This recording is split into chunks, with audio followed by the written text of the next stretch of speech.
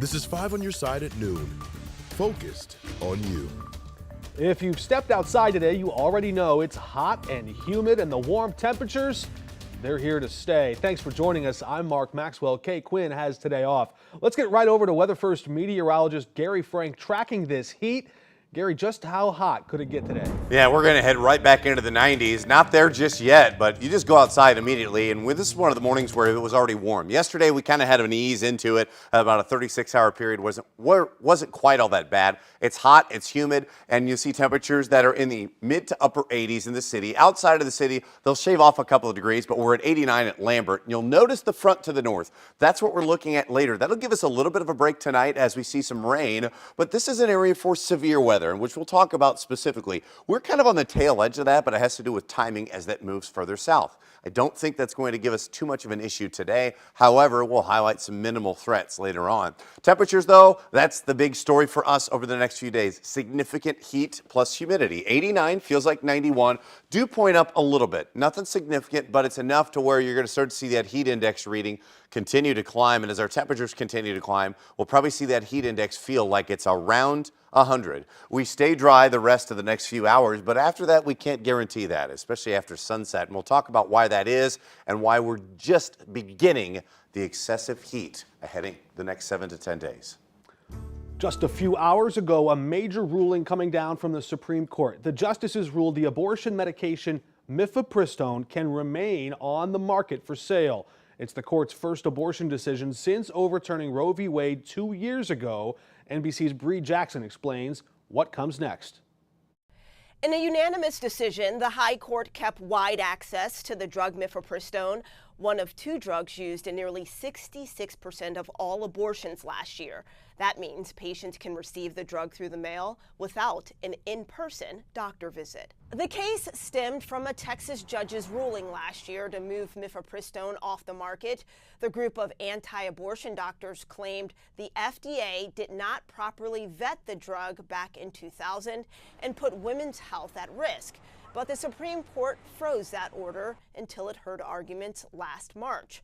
During those oral arguments, the government argued that the anti-abortion group had no standing to bring the case and that mifepristone had been on the market for more than 20 years with decades of evidence to prove the drug was safe.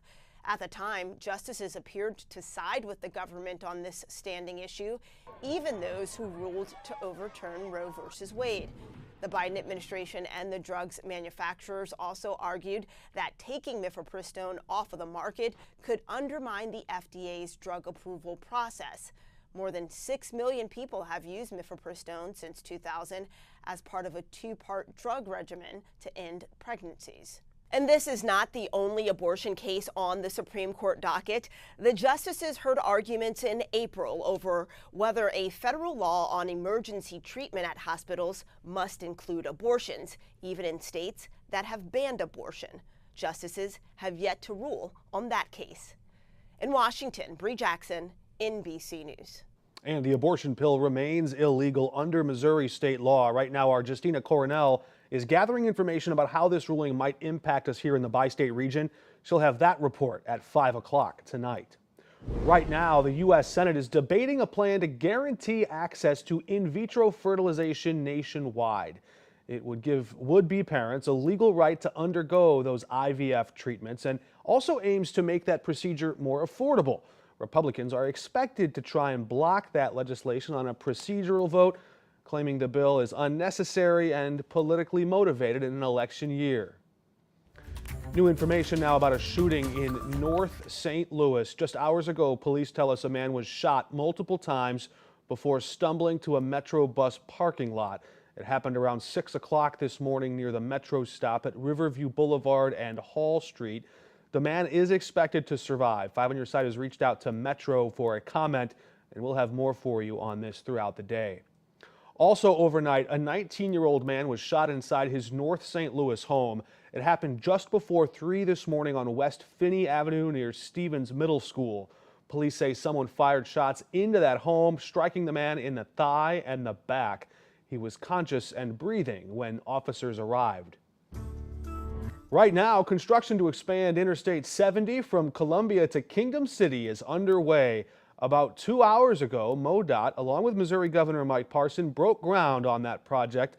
MoDOT's Improve I-70 plan will add a third lane in each direction from Blue Springs to Wentzville. Construction on that 20-mile stretch is expected to wrap up around the end of 2027. A new pilot program is taking shape in St. Louis to help make homes more affordable. 5 on your side's Diamond Palmer shows us how. City agencies in St. Louis say they want to construct more than a dozen new affordable homes by next summer for people who need it the most. Mayor Tashara Jones says using federal funds has been a huge help for new housing developments. The St. Louis Development Corporation and the Community Development Administration are the two agencies heading this new pilot program. They hope to develop diverse, affordable, and sustainable housing by using innovative construction techniques like modular construction, prefabrication, panelized construction, hybrid prefabrication systems, and 3D printing. This pilot program will cost $3.25 million and use funds from the American Rescue Plan Act. It will help build 10 to 20 new homes within a year, and all of them being energy efficient, built on 3 to 5 acres of city-owned land. The pilot program coincides with over $50 million in funds the city has already dedicated to stabilize and preserve vacant buildings when possible. Starting at the end of June, developers can submit their experience and qualifications, and then the first week of August, those developers can submit their proposals. Reporting in downtown St. Louis, Diamond Palmer, 5 on your side. Following the 25-26 season, Alex will become the general manager of the St. Louis Blues. A line change in the front office. The Blues will have a new general manager to replace Doug Armstrong just 2 hours ago. Team owner Tom Stillman announcing former Blues forward Alexander Steen will eventually take over. That succession plan will roll out over the next few years. Right now, Steen will serve as an assistant to Armstrong for 2 years before taking over as GM. He gave us a glimpse of his management style this upcoming season. Right now, I want us to start focusing on training camp for this year, and I think as time evolves and the more I learn and Doug and I have our conversations, that will, but I believe in the plan that we have started here now. I grew up here as a player and as a man, and I really experienced some of the greatest days in my hockey career right here.